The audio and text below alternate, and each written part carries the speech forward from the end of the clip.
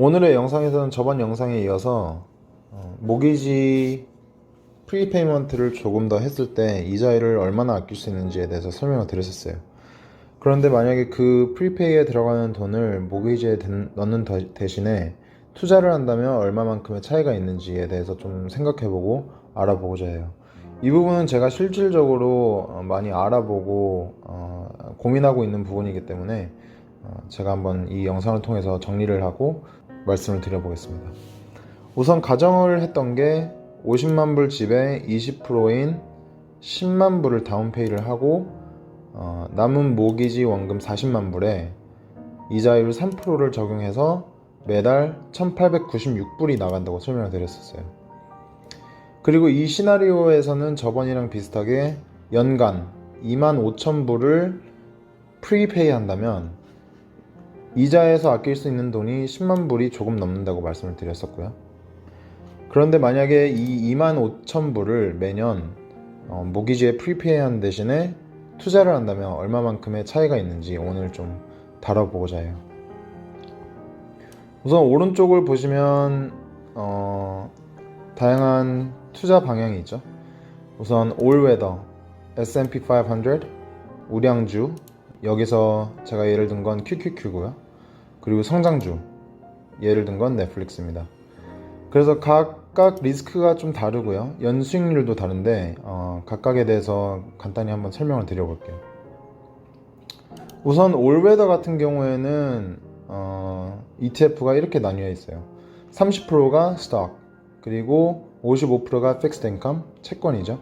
그리고 15%가 commodities, 원자재로 이렇게 나뉘어 있고요. 우선 올웨더 같은 경우에는 지난 10년 수익률을 봤을 때 연수익률이 7.77%로 제가 계산할 때는 7.5%로 일단 두었습니다. S&P 500에 대해서는 우선 S&P 500는 최초의 ETF이자 500개 최고 기업들을 합쳐놓은 지표죠. 그래서 미국 주식시장의 80% 정도의 가치를 차지하고 있고요. 이렇게 내려봤을 때 지난 10년간 마이너스 37%를 포함해서 지난 10년간의 평균을 내봤을 때 한 10% 정도로 일단 두었고요. 다음으로는 우량주인데 우량주 같은 경우에는 QQQ를 예를 들었고요. 이 기사가 있죠. QQQ 대신에 S&P 500에 투자를 하고 있으면 많은 손실이 있다. 그만큼 기회를 잃고 있다는 그런 기사고요. 이 링크는 제가 나중에 한번 달아둘 테니까 한번 읽어보시고 QQQ는 국내외 100개의 최고 가치 기업들을 나타내는 지수예요. 그리고 테크놀로지 분야에 투자하고 싶으시고 몇 개 기업에 올인하기 좀 꺼려지신다면 좋은 방향이라고 저는 알고 있습니다. 우선 그래서 QQQ 같은 경우에는 20%로 두었고요. 그리고 마지막으로 성장주인 넷플릭스는 연수익률이 35% 정도 된다고 합니다. 그래서 이 각각마다 리스크가 올웨더로 시작해서 낮고 보통으로 높고요. 그리고 높고 아주 높음으로 나타나 있고요. 각 연수익률은 이 정도입니다. 이 위에 보시면 연 투자 금액을 포함해서 5개 제가 인풋을 할 수 있도록 해 두었어요. 우선 모기지 프리페이 할 때처럼 25,000불을 연 투자 금액으로 두고요. Marginal Tax Rate은 캐나다의 미디언인 33%로 설정을 해두었고요.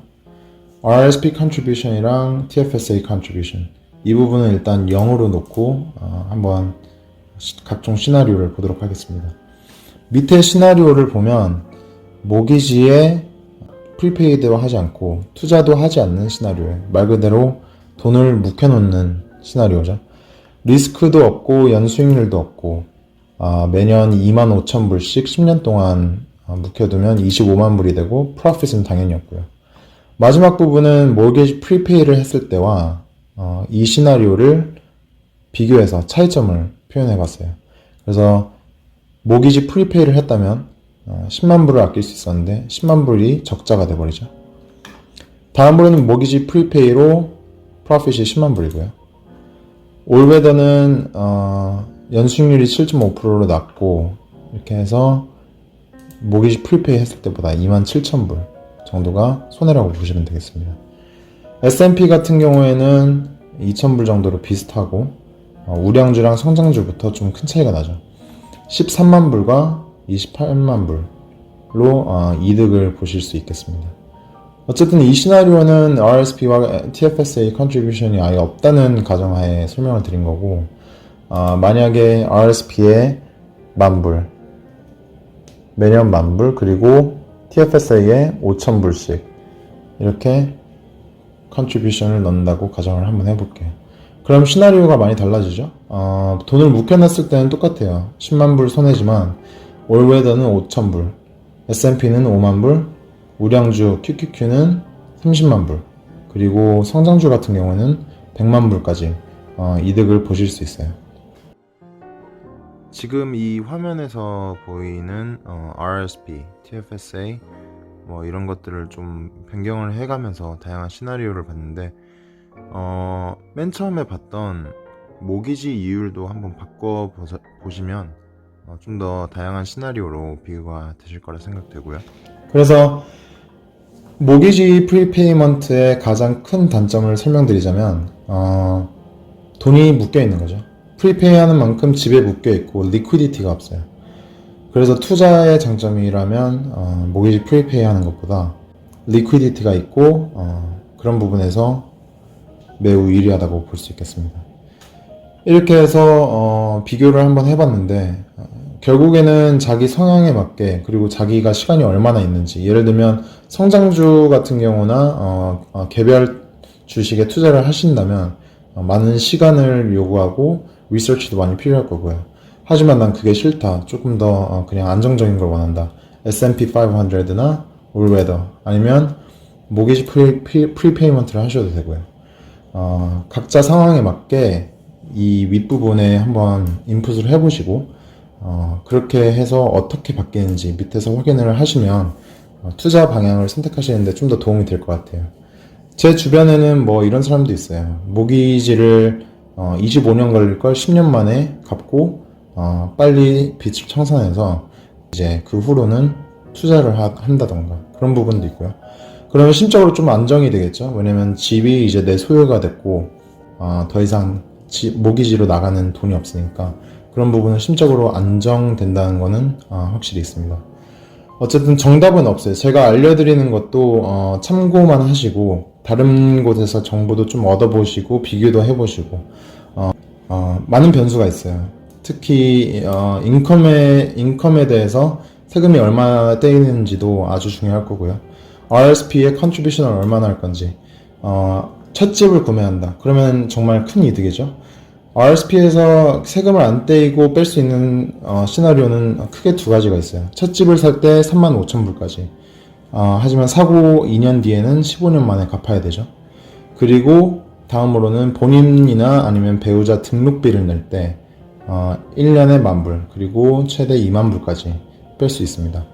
그런 시나리오가 해당이 되신다면 적극적으로 RSP 컨트리뷰션을 사용하셔서 세금 면제를 받으시는 게 정말 유리하다고 생각되고요. TFSA 같은 경우는 수익이 나는 부분에 대해서 세금 면제를 받기 때문에 매우 이득이고요. TFSA 같은 경우는 제 생각에는 정말 안 쓰면 안 되는 그런 좋은 혜택이라고 생각을 합니다. 그래서 각자 상황에 맞는 숫자를 이 윗부분에 입력을 해보시고, 그리고 그런 부분이 어떻게 장기적으로 영향을 끼치는지 보시면 도움이 될 거라 생각하고요. 저 같은 경우에도 지금 이 결정을 내리는 기로에 좀 서 있기 때문에 많은 공부를 하고 정보도 얻고 하고 있습니다.